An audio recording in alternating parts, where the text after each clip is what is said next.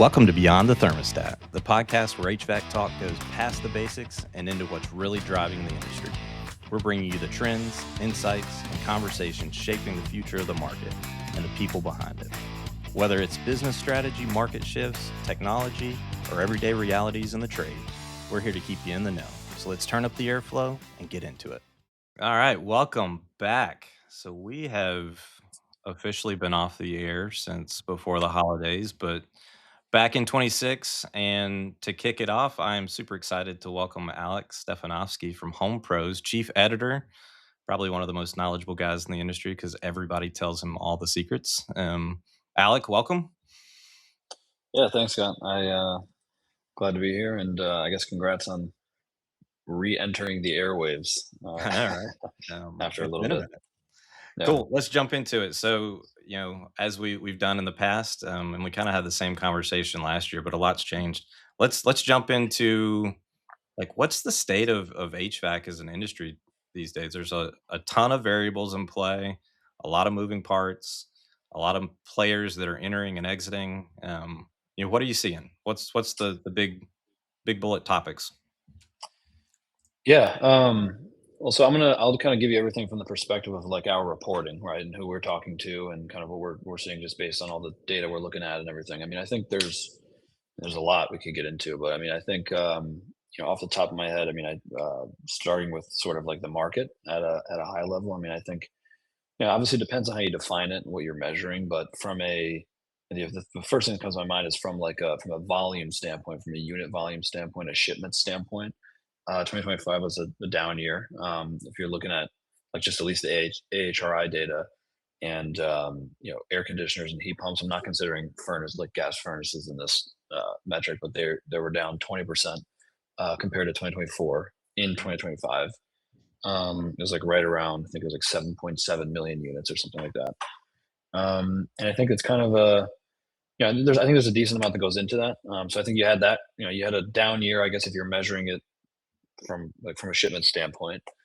You have kind of an interesting sort of dynamic at like a macro level with consumers and how end customers are doing. And then of course we can kind of tie in what's happened in the broader economy. You have a new administration. There's still some effects that are like kind of very much prevalent from what had happened as a result of the COVID pandemic, just high prices, inflation, all that stuff. And so I think it seems to be a pretty dynamic environment. I'm sure we could say that every year. I mean, Sure, every year, yeah. of course, is like that. But I think there's a couple things at least that go into the shipment story. I mean, I think you can obviously look at numbers and be like, oh, especially in the back half of 2025, the manufacturers reported like HRI, there's some pretty steep drops from like June through December to close the year. But there's a little bit of a caveat to that, I think. And so I think when you go back to like 2019-ish and you just kind of look at what had happened, there's actually like a story to be told that kind of makes it make sense. Yeah, let's unpack that And because so, yeah. did manufacturers see this coming? Is it a surprise to the industry? The numbers don't tell the whole story, so maybe let's Mhm. unpack that for a minute. Yeah, I mean, I think, well, first of all, if you go back to COVID, I mean, I'm sure, I mean, just in any industry, I mean, nobody really expected COVID. That was one of those sort of things that kind of came out of the blue, right? Um, if you're again, we'll keep to this measurement of shipments. I mean, during the COVID year, I mean, you look in 2020, 2021, like that was actually a really good period because you had, and really even a little bit into 2022, like there was stay in place mandates, like people were locked in their houses. You had, the Fed came in, lowered interest rates really quickly. There was stimulus money coming from the government. So people are, this story is known, but people were staying at home. Usage of their equipment is up. And so you had a lot of what the sort of the banking community calls pull forward Yeah. in shipments where people are, were essentially buying new systems that maybe they would have bought over the next few years, but they did it within that period. So you had like a big spike in volumes during that period. 2023 it fell off and dipped. I think the number was like 17% or something. Um, and then in 2024 you had kind of a rebound year from 2023. So it's kind of like a little roller coaster, right? So COVID it goes up, 2023 goes down, 2024 goes up again. Now a part of that, I think, there's a couple explanations for it from what we've learned, and but a part of that, not the entire story, but a part of that was, keep remember you had this January 2025 date where manufacturers had to stop producing a lot of legacy equipment. And so there was some evidence out there that at least let's stick to, let's say, distributors were sort of pre-buying equipment, especially in the back half of 2024. And so, the argument there is that that contributed to the rebound that 2024 saw. And that was the comparison that the back half of 2025 had.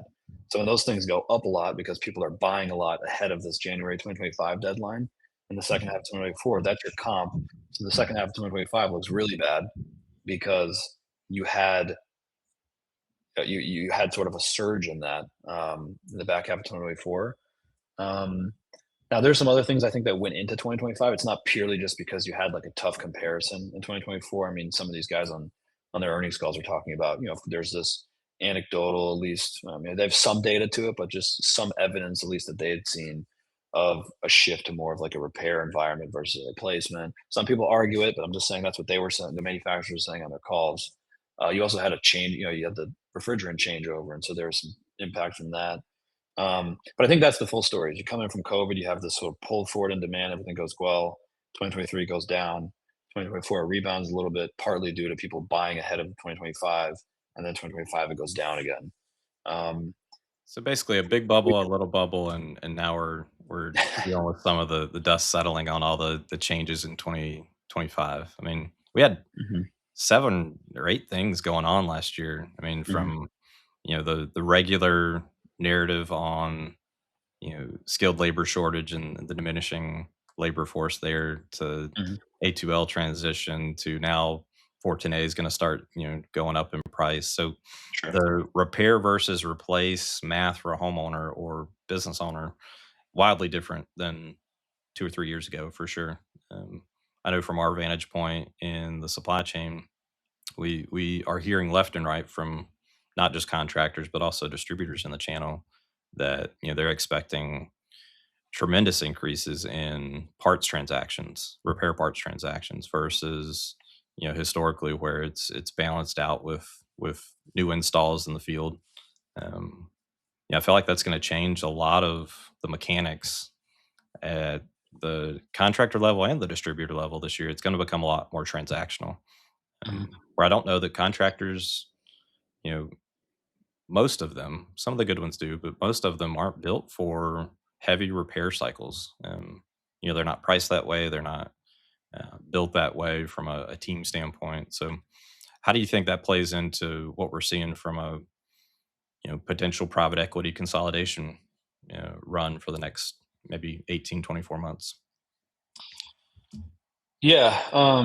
Well, one thing I want to add, then just if it's okay with you, then Yeah. because you just made me think of it. But I think keep the other thing that I think is important though is, or that's going to be interesting to watch, is like even though everything had happened like we just talked about over the past 5 years or so, you if you look at this year, the things that like kind of like played a role in that stuff. So to your point, like refrigerant transition, you had new administration. There was also, by the way, a lot of this like tariff noise that got thrown into the mix early Yeah. last year, early 2025.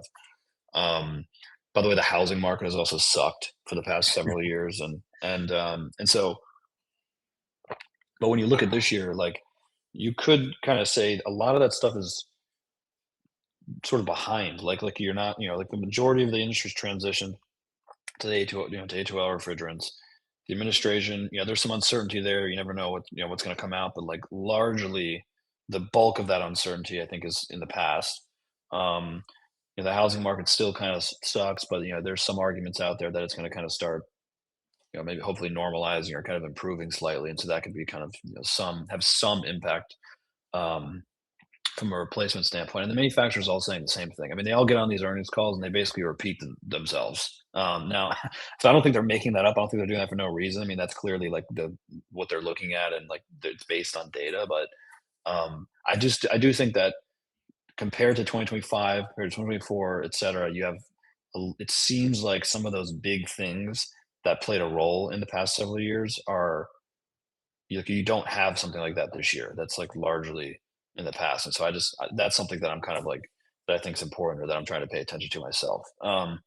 But yeah, to your question, like you have more access to some of the distributor specific data, I guess, just even in your conversations about how they're expecting to your point about expecting more repairs and replacement. I think as far as consolidation, I mean, I don't know. I mean, I don't think.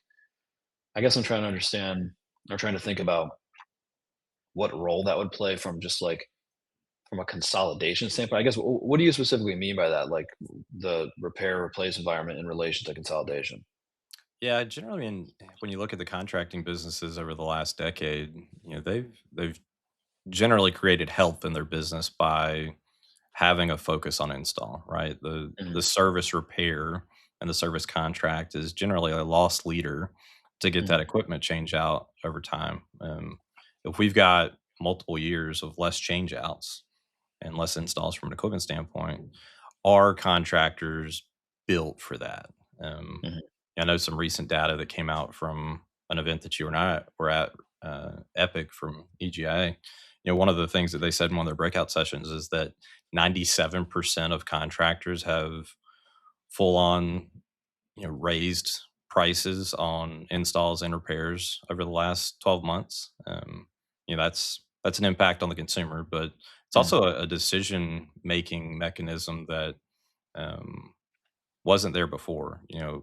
Consumers being willing to do repairs that are $5,000 compared to changing out a system that's maybe $14,000. That math is starting to come really close to break even or balance point. Um, yeah, I don't know. Have you heard from Yeah, yeah, any of the data points coming from either manufacturers or some of those private yeah. equity groups that might support how the health of a contracting business changes over the next 12 to 18 months? Yeah. Yeah, not necessarily about how that might change. I mean, there are 2 things that come to mind. I mean, number 1, I think just and this stands in any environment, whether it's we're going into something good, going into something that people think is gonna be bad, whatever, but, yeah, I think, even I guess we're just speaking to, like, the roll-ups, a lot of the platforms, and I'm referring to, like, residential HVAC, plumbing, electrical. Um, yeah, I think they're a good they're companies that are doing great, and they're gonna continue doing great because they're they have people within their organizations who have been around for a while and they understand it and they know what's going on. They know how to run these kinds of companies. And so I'm sure that there's going to be plenty of companies that do just fine. And then maybe there's going to be a crop of companies that don't because maybe for a number of reasons. I think though on the repair thing, there's one interesting thing that kind of makes me think that kind of like I don't want to say counters the idea of whether you're moving into like this repair replacement environment. I think people generally agree that that may continue to some degree in the short to medium term, but long term, if you think about all the Fortinet equipment, just from a pure supply and demand standpoint, as the supply of the refrigerant dwindles down, the cost goes up. Does it change the math on the repair side to actually make a replacement more attractive to some degree because of if that drives up the price of repairs? That's another thing that's been kind of floated. Now I'd have to go back and look at the numbers for like some estimates as to like when we get to that point of when like the the demand like exceeds the supply to a point where the price really starts to rise. um I'm sure we got but the that's data to do it. I've been in this business yeah, for 20 yeah. years, and this is the third refrigerant change in that Mhm. time period. So 3 almost right back to back, but same Right. thing that we saw and studied with R22 when it left the market. You know, Mhm. now all of a sudden a leak repair is a $600 event versus, where it could have been far less back in the day. Yeah. Yeah. Yeah, so I think it's just yeah, so that's interesting to me. I think the EPA has some stuff, they put out stuff. They kinda do it on like a they look a lot pretty heavy backwards, so they don't do it for a while for like the previous year, so I gotta go look. Um, but that equation, that math equation is something that is I think it's not like it's notable. Yeah, for sure. I'm interested when you pull that together from a what's Mhm, out there in the install base versus kind of the mhm. timeline of refrigerant change. That'd be an interesting study for sure. Yeah. Yeah. So, what are you seeing from a industry standpoint as it relates to kind of how consumers are affected Mhm. by a lot of this change over the next, you know, well, preceding 6 months, but also looking into what's the crystal ball say for summer coming up? Yeah. Yeah, I think, um, I think there's a consumers are in a weird spot, it seems like, because you have this everyone talks about this idea of like a K-shaped economy or K-shaped recovery, whatever you want to call it, where basically, the top 10, 20% of people are just buoying the economy because they continue to spend and spend a lot. They're traveling, they're buying big things, whatever. And then, the rest of the people are struggling and they're pulling back. I think that's kind of, to me, it seems like that's kind of a sensitive thing because if the people at the top stop spending or pull back to some degree, it has an overweighting impact, if that's a word, like on spending. And of course, spending makes up the bulk of the economic growth, or a huge percentage of it. So I think consumers are in a weird spot. I think they're not. If you look at the confidence readings now, you could argue, some of the survey stuff and all this data, none of it's perfect, right? I mean, it's not. There's no way to survey 340 million people, like literally. Um, but confidence seems to be down, and it's trended down over the past several years. And so I think people are kind of in this sort of they remain in this sort of like wait and see mentality of like I don't I'm trying to prioritize what I need to prioritize. I'm trying to get by. Um, and then of course now I'm not talking about the top 10, 20% of earners, though they're always going to be fine. They're the ones who own most uh, you know most of the stock among consumers, most of the equity market, and that continues to go up. So like those people are going to be fine. But I think it's going to be. I haven't seen any like catalyst, at least kind of on the horizon, that would like change that dramatically. At least as far as like the 80% of people, or like the other share of people. I mean, I think interest rates matter, and maybe those continue to kind of trend down. Those have trended down. Maybe those continue to trend down. But I think the other part of it is jobs in the labor market, and are people going to continue to? Will people get paid more? Um, does the cost of living, does the cost of everything continue to go up, or at what rate does it continue to go up? Does it slow a little bit? And so I just think there's a lot of uncertainty around it. I mean, I think consumer uncertainty probably was. You could argue, when when a new administration came in and there was a lot of these like tariff announcements, for instance, that impacts uncertainty. Now, that stuff, like I mentioned earlier, I think has largely been like sort of settled, and so maybe there's a little bit less uncertainty heading into this year. Kind of things are kind of on their ground, even though every day something new happens. But um, I don't see like a huge catalyst this year, at least, for some dramatic change in sentiment and like consumer financial health, like on the upside. And I'm not speaking to the top 10 or 20%. Those people are always gonna be fine. Yeah, that's interesting. So if I'm hearing you right, I mean, most of that stuff's leading to consumers making smaller decisions, right? I'm not going to go and Right. spend $20,000 on a big change out for this home Right. that may have some volatility to it, but I may be willing to spend $1,000 on a repair, right? I just need to get it back and running. Um, we'll make big decisions when we feel like we can make big decisions again. That's interesting. I mean, Yeah. that to me leans back on our question before of if this is going to be a high repair season, and contractors aren't built for that today. They've got to tweak and they've got to recalibrate their pricing mechanisms. They got to recalibrate their approach, right? Maybe they incentivize techs to do add-on sales. I don't know what it is. Mhm. What I do know is that that private equity consolidating activity is still happening in the background, and when you've got uncertain consumers that maybe create uncertain contractors, what does that do to create a tipping point when the phone's ringing, I don't know, 50% of the time saying, hey, you ready to sell your business? So Yeah. um, Yeah, I mean, look, I think simply speaking, like obviously people generally want to sell when the company is on the upswing, right, versus the downswing. So I think there may be some consideration in that. But then again, there's such a high volume. There's so many contractors out there. There's so many platforms now and there's so many, even other types of buyers, family offices, individuals coming in like that are just continuing to buy these companies. And so, I mean, I'm sure it's not. I don't want to make it seem like a broad statement, but I feel like generally, people want to sell on the upswing, and so I think that's something that maybe that'll be interesting to watch if deal flow at the individual contractor level, whether it's among the platforms or the roll ups or just these other types of buyers, these SMB buyers, whatever, um, how that fares this throughout the rest of this year, basically depending on the performance of the contractor. Um, I think no matter what, though, I think over the medium term, and even the long term, I mean, I think, look, I don't see like these companies are going to continue to get bought. buyers are going to continue to want to buy. Now, whether they pull back temporarily or not, I think long term, I don't see there's still going to be strong demand for the industries. I mean, even if you look at the percentage of the market that's consolidated, it's still a relatively small percentage. I'm talking about total across the U.S. Yeah. And the investment thesis, that any buyer is like looking at is really the same. For all these for HVAC plumbing electricals, you have aging housing stock. You can get there's a recurring customer relationship. You can there's a cross trade component. They're recession resistant, et cetera, et cetera, et cetera.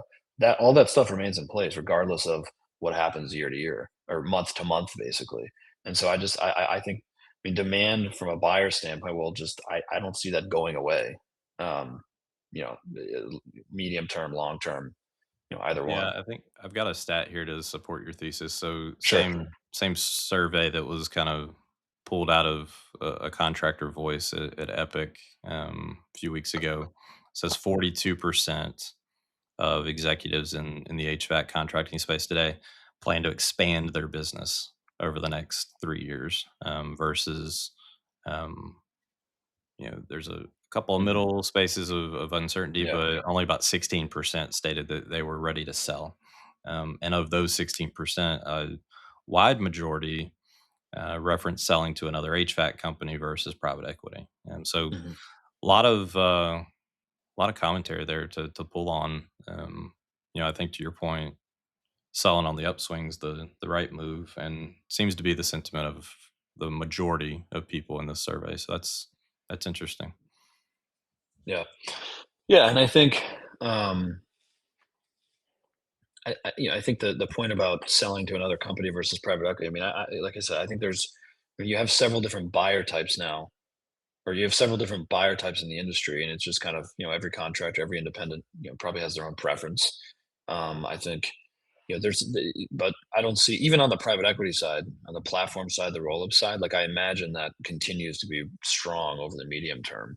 Now now we could talk about like what does that look like super long term, and how does like the makeup of the market shake out. I think that's an interesting thing to kind of speculate on. But like, there's probably, the number varies, but I've seen, give or take, call it 75 to 90 or something like that roll-ups in the space now, residential HVAC, plumbing, electrical. Like that's, I don't think it was 80, 90, whatever it was, 10 years ago. That's for sure.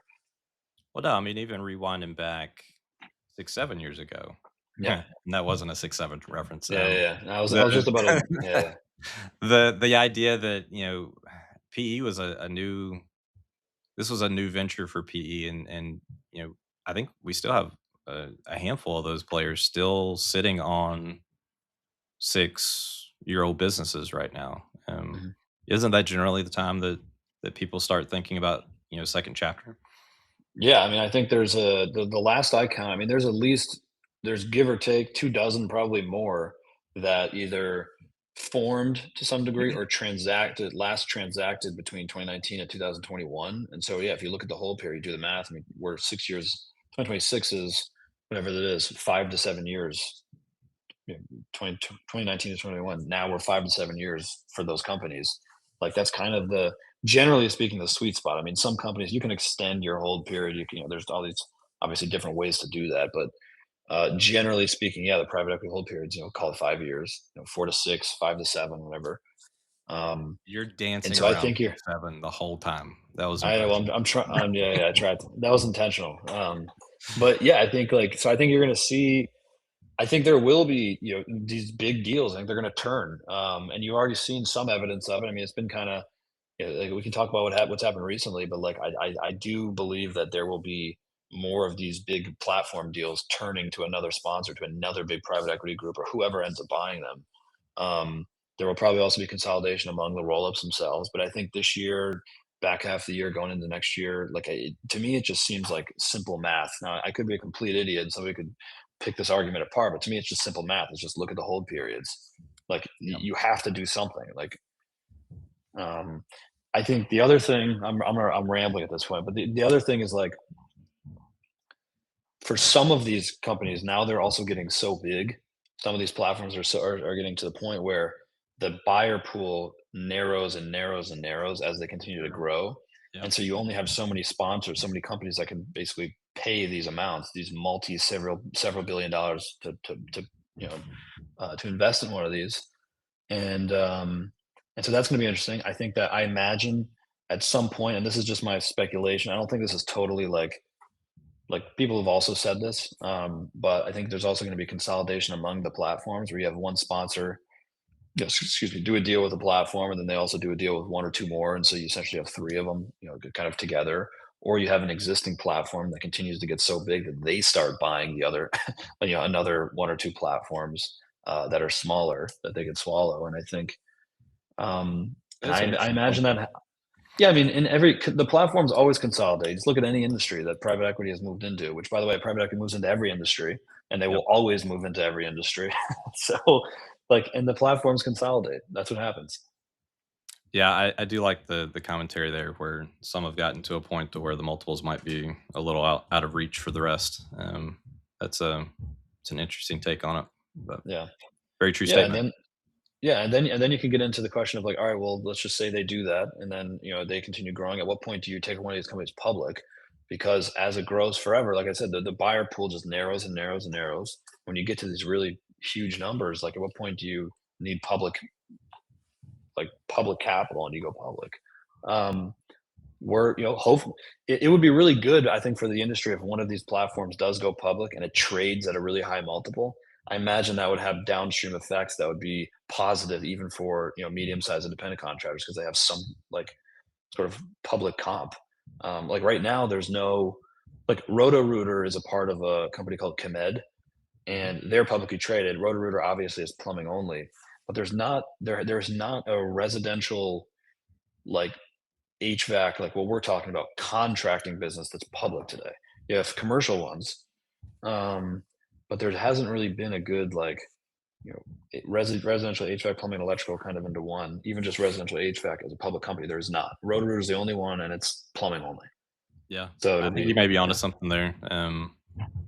We should replay this in about 5 years and see what happens. You yeah. may have just predicted what's coming next. So I, yeah, how do you think the market itself in HVAC as an industry speeds that up or slows it down? There's a couple of things that come to mind, and I'll lead you with one.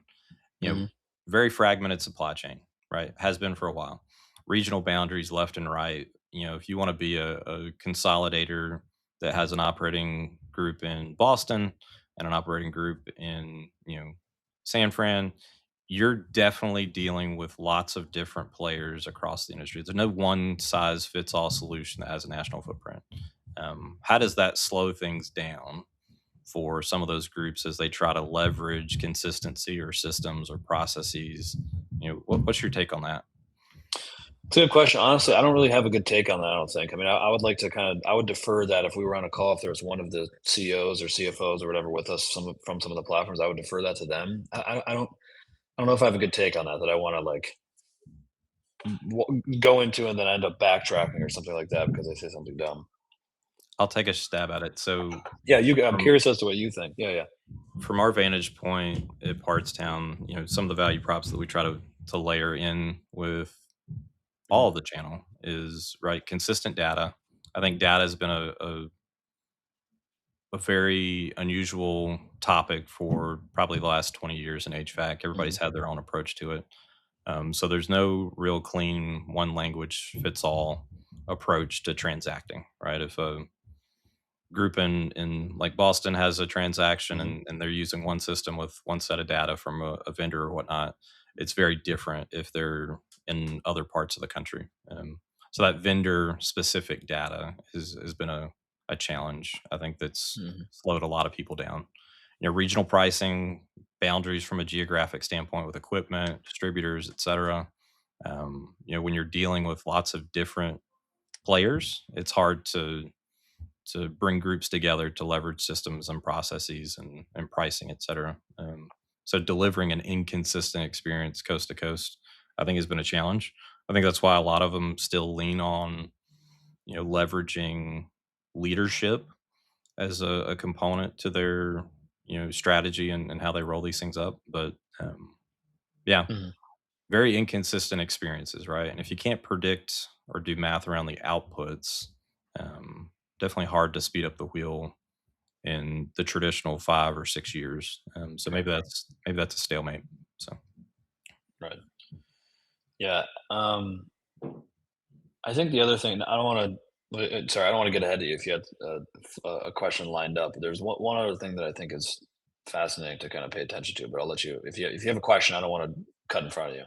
the floor is yours, sir. Yeah. Well, I think the other thing too is all the technology that's happening in the industry. I mean, you asked earlier, kind of like what we were seeing, or just like what we're talking a lot about and reporting on. I mean, I think you just look at like, okay, everyone like AI has been the biggest buzzword of the past 18 months. Like it makes me like I want to throw up now when I hear people talk about it. Like, and by the way, I'm a huge proponent of it, so I'm not saying like as a bad thing. It's just it's so used. Um, I think it's insane how fast and like how fast this stuff has entered real world industries, HVAC, plumbing, electrical included. I mean, Sure. ChatGPT, for instance, is a little over 3 years old. That's it. It's a 3-year-old toddler, infant, or Little whatever. baby. Like if it Yeah. were a person. Yeah. Um, it's crazy. And really, I feel like last year, and this is just from my own vantage point, just kind of conversating with people, like, and like going to events, like if you kind of use if you use like the number of vendors sort of exhibiting at events as like a proxy, and Yeah. you look at, go back 2, 3 years and just kind of watch how that's trended, the percentage of overall exhibitors who are like sort of AI companies. I mean, there's clearly, I mean, it's very obvious that it's grown meaningfully over the past 3 years. Um, this is gonna be interesting to me. I mean, I think you're now. I think we're in an environment where there are almost an overwhelming number of options, like for the contractor. I mean, every little point of the business, there's a solution for. Basically, there's a point solution for everything, whether that's in your call center, whether it's purchasing, whether it's sales, doesn't matter. And so I think a lot about how that might play out. One, how that what that looks like, why it looks that way, from a contractor's or like regarding the contractor, and then how it might kind of shake out over the next several years. And so I think a lot about that. I'm happy to elaborate, but I'll pause there. Yeah, I'm gonna go with you on this one because if you talk to most people in HVAC today, um, hardworking guys grinding it out, getting the job done. Um, I think the statistic I heard was about 78% of them are using AI. But if you really pull back the onion, they're using it for simple things like, yeah, they're using chat or Mhm. Copilot to help answer some questions or organize some financials or Yeah. something like that. Peel back the onion a little bit more. Some of them are using it for responding to customer inquiries, right? Answering phone calls with a Mhm. bot or responding via text with a bot, scheduling, that kind of stuff. But really, the adoption isn't there. Um, it's very surface level at best. No real true solutions to a very Mhm. hands-on blue collar industry. However, if you rewind back to when NVIDIA announced their Vera Rubin chip, it tanked like 5 HVAC manufacturers' stock in one day. Right. Um, you know, if a chip as simple as that, that's focused on data centers, right, that are pumping out AI Sure. output, can have that big of an impact on an industry all in one day, we gotta think about, like, what's 3 more years from now when it's Mhm. not a toddler? Yeah. Because that's a huge impact, and I think it's revealing. I think there will be data centers that are very niche and focused on, specifics in that AI path, but it'll be an opportunity for some technicians in the HVAC industry to like be focused on that, right? It'll be driven by how electrical and HVAC perform, and those seconds will matter, in a big way financially. So, Yeah. Yeah, I think that's so. I mean, look, we report, mostly on like residential, like maybe some light commercial stuff, but like I think your point though about even though it's a data center focused point, I think it's the what I take from that is regardless of whether it was the chip in particular that, yes, it like led to those stocks selling off that day or that week. I think that what I take from that is like any sort of announcement or any sort of breakthrough technologically, even on like the software side. I'm not talking about physical hardware, but like software side with AI. Like I feel like what's happened over the past year is you have these like incremental breakthroughs. These companies will come out with a new model or something like that, and it leads to like a step change in performance. And that's going to continue happening, by the way. But I think it's the reactions from that and what people sort of realize. Like you have adoption, I feel like take like leaps every time that those things happen. They kind of come in strides. Now they're progressing steadily, like well, really very quickly in the meantime. But it's like when these things do happen, I feel like it's always kind of like an oh shit moment where it's like these things are continuing to get really good, or this thing's way better than it was 6 months ago, 3 months ago, whatever. Um, I think obviously they, you talk to any vendor, talk to any software vendor that sells directly to a contractor. I mean, they're going to tell you that everything's fine and it's great, and their product works better than humans and all that. But of course, because they're the AI company, whether it's true or not, I think is somewhat subjective. So, but still, like I think I imagine that this plays like this is technology curves like they happen where you have like I forgot what the name of it is, but there's like a famous curve where it's every new technology breakthrough kind of follows this path, similar path for the most part, which is you have like right when it comes out, you have a group of consumers who's like the innovators, and they're the ones who are always trying the new things like before they even work. Yeah. Then you have like early adopters, which are not quite as aggressive as those people, but they're like still pretty like tech forward. They want to experiment with things. You still stand Then in you line have for 2 hours for the new yeah, iPhone. Yeah. correct. Yeah, then you have the early majority. So the majority now is like the basic people. You have the early majority, the late majority, and then I think you have the laggards. Maybe I'm getting that a little wrong, but then the laggards. Um, I couldn't tell you where these industries stand on that chart, but I think it just kind of happens. As time goes on, we just go through the chart. We go, and it just makes its way down. There's always gonna be people who reject it, but I mean, I even look at like field service management software 10 years ago. The percentage of contractors utilizing that. At first I imagine, and I wasn't around 12 years ago or 10 years ago, for instance, but like I imagine there was the same dynamic or a similar dynamic of okay, how much of this, how do I filter through what's just noise and what's actually like could be valuable? Um, over time, it seems like that's largely proven out that that stuff's pretty valuable and it could and it's good for the contractor. And so I think we're in a similar position as this, or in this case, where we'll see how that plays out over the long run. I mean, I think you're definitely going to have you definitely now we're in this sort of gold rush where at the beginning of all this stuff forming, you have companies that are just sort of chasing this prize. You have a formation influx of company formations.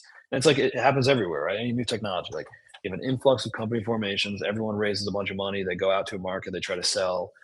Half of them are not going to work. Half of them suck. Half of them are going to fail. Half of them are going to work really big, and there's going to be some big winners. And then they might start buying up some of the smaller ones or the ones that aren't working too well or whatever. And I imagine that it shakes out like that a little bit, where you actually have some consolidation among these vendors. Um, because I just think about like the problem with it right now is there's a lot of point solutions, and the purpose of like field service management software, if you go back, was integration. Like a contractor, before all the software, okay, you're running your business, you have a physical calendar, you have you're using paper and pen, to sort of invoice and provide customers with proposals or estimates, and you have an accounting system, like you have a QuickBooks desktop accounting system that's in your server in your office, like so you had several things, and this software kind of integrated it so that you could use it in one location basically.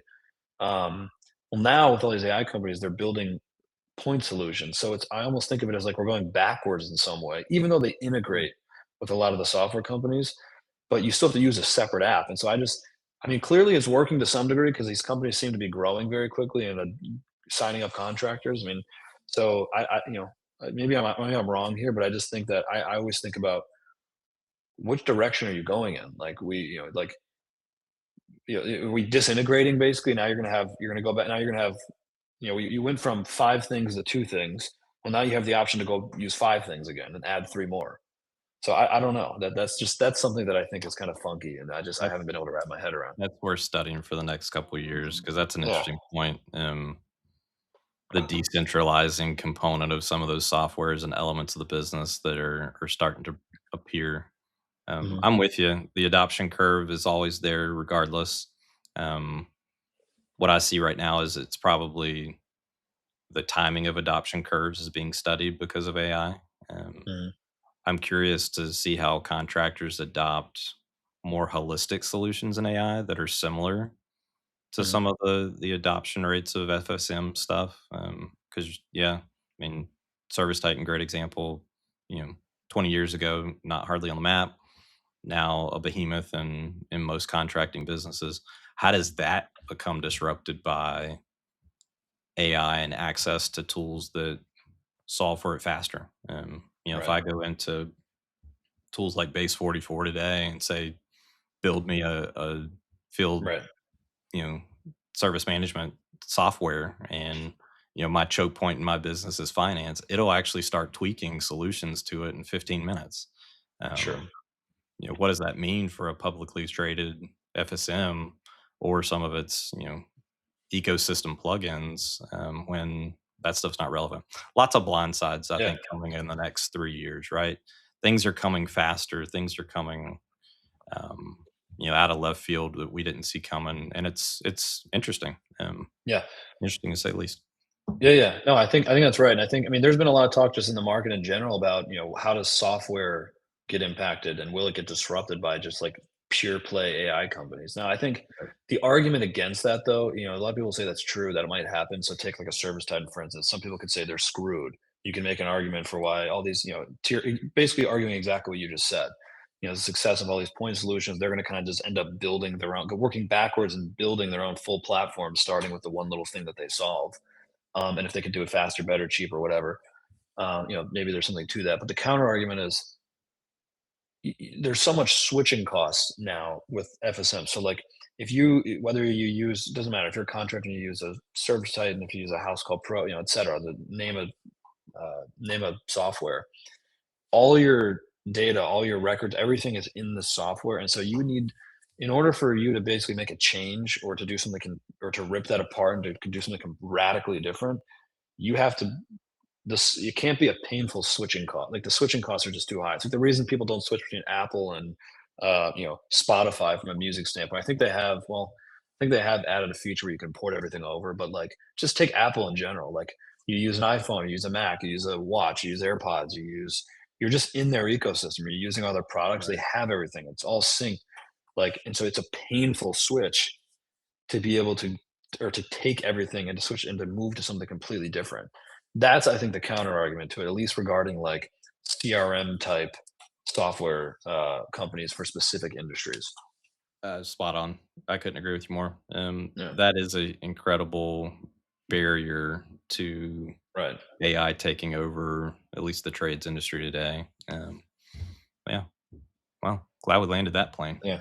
Yeah, yeah, yeah. No, I mean it's wild. I mean, I think we could talk about it for an hour and just kind of, what might happen. I mean, I think we're living through a fun period because I imagine that, like, I always like to liken it like, you can go back and this, you can go on YouTube and like watch videos of like Bill Gates doing an interview on, Jay Leno or whatever in the 90s or whatever it might be. And talking about internet, talking about the internet, being able to like watch sports or like it, whatever it might be. And they're just like, it's hard, like nobody can even wrap their heads around it, or like the use cases for this stuff was so simple.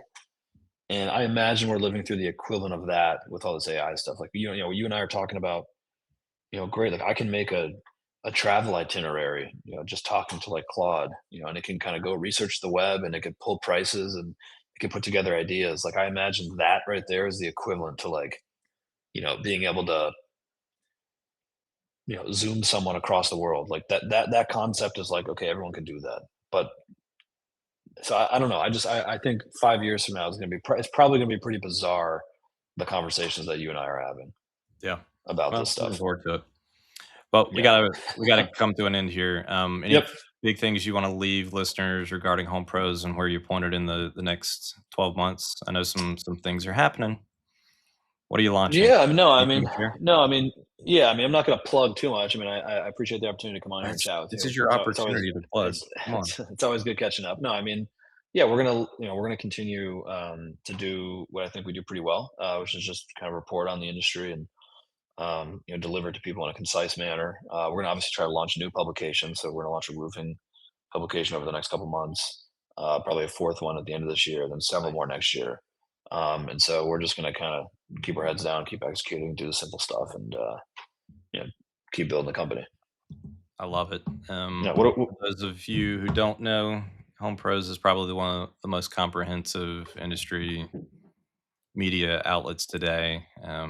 Definitely bringing valuable information to the ones that make the decisions. So if you don't have it, get it. Uh, Highly recommend it. So cool. Well, thank you, yeah. Alec. Thanks, Scott. Yeah, this Um, is great. Looking forward to the next conversation, but appreciate you having time for us today.